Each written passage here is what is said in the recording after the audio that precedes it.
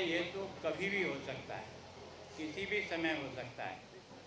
मैं सोचता हूँ किसी बिल्डिंग में आग लगना, उसमें लोगों का फंसा होना, बिल्डिंग की गिरने की स्थिति आना, ये सामान्यतः कई बार किसी भी शहर में हो सकता है। उसके लिए हमारी टीम इन सब कामों के लिए अपने आप तैयार भी रहती है। फंसे हुए लोगों को निकालना भी है, लोगों को मेडिकल की सुविधा उपलब्ध कराने तक वहाँ तक पहुँचाना भी है। अगर ज़रूरत पड़ता तो बिल्डिंग को काट करके भी रास्ते बनाने पड़ते हैं, जिसके कारण से यहाँ मैं सोचता हूँ जो मशीन थी वो ऊंचाई पर भी जाकर के रेस्क्यू कर सकती है। उसको उन्होंने दिखाया, लेकिन कई बार बिल्डिंग इतनी ज़बरदस्त आग पकड़ लेती है कि रेस्क्यू करना भी बहुत कठिन हो जाता है।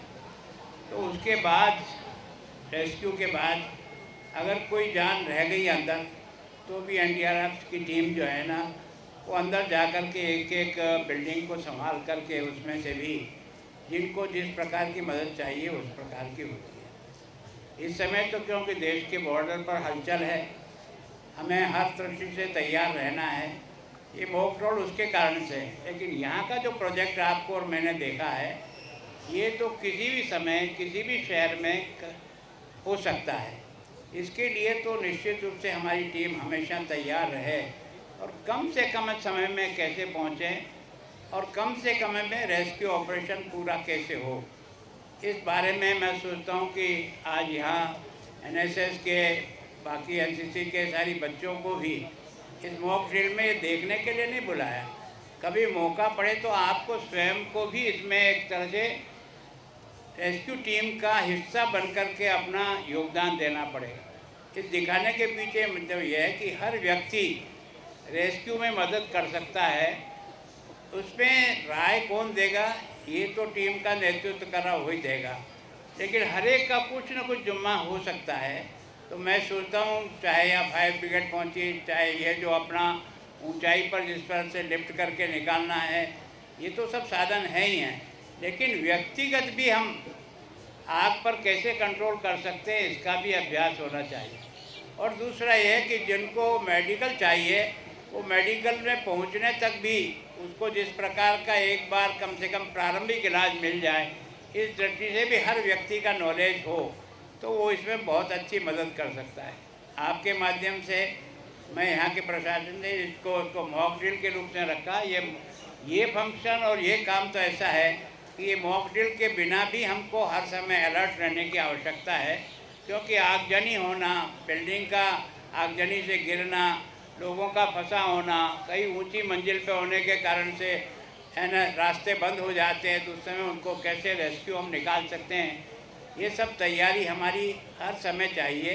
और मैं सोचता हूँ कि यहाँ जिस प्रकार की भी तैयारी है और भी करना होगा, तो निश्चित रूप से बॉर्डर की इस समय हलचल के बाद हम सब लोगों को और तरह के भी अगर भर्ती की आवश्यकता हो और भी लोगों को जोड़ करके किसी भी समय उनको रात हो कभी भी हो बुलाने की आवश्यकता पड़े, तो सब लोग अपने अपने ये सोच करके कि ये काम मेरे जीवन का सबसे प्रथम कार्य है, इसको करने का अभ्यास लोग देखने वाले भी करें और जो इसमें भाग ले रहे हैं, और उन लोगों की सुरक्षा के भी भगवान से प्रार्थना करें कि जो लोग इस ऑपरेशन में लगे हुए हैं वो भी सुरक्षित बच कर के आए।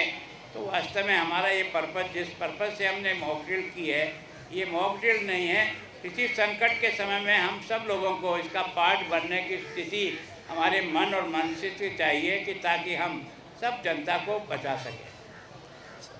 गवर्नर साहब, बॉर्डर पर जैसे हालात हैं, पंजाब में विलेज कमेटी के साथ आपकी कोई बातचीत हुई है?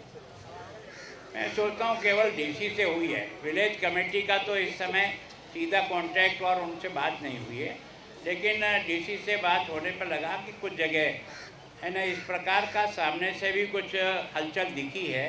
तो मैं सोचता हूँ हमारी तैयारी भी उसी हिसाब से है।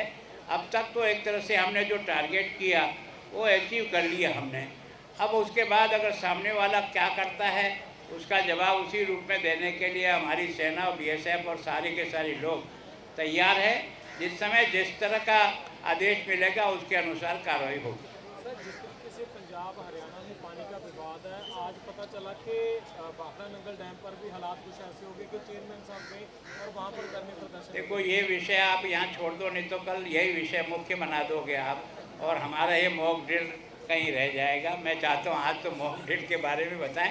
आप सबका बहुत बहुत धन्यवाद सर। पंजाब के कई जिलों में स्कूलों को बंद किया गया है। देखो जहाँ आवश्यकता पड़ेगी आर्मी को ठहरने के लिए और बाकी व्यवस्था के लिए, वो अगर करना पड़ेगा तो करना ही चाहिए, इसमें कोई ऐसी बात नहीं है। पहली प्रायोरिटी देश की सुरक्षा है।